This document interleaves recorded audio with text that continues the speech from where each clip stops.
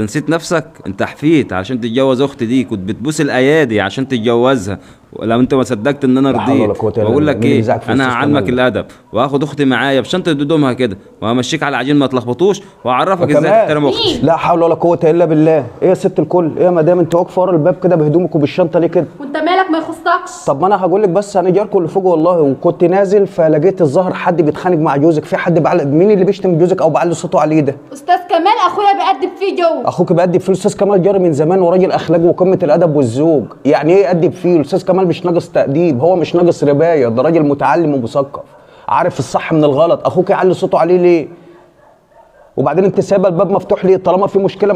يا اخويا سيب الباب مفتوح، انا عاوزه اسيبه مفتوح. انت عايزه تسيب سايبه الباب مفتوح ليه؟ عشان الناس كلها تسمع عشان الناس كلها. يعني انت بدل ما تلم وتقفلي الباب عشان الصوت يبقى واطي، لا انت اللي فاتحه الباب. انت بتقولي اللي ما اشتريش يتفرج، انت فاتحه الباب عشان تلم عليك الشارع.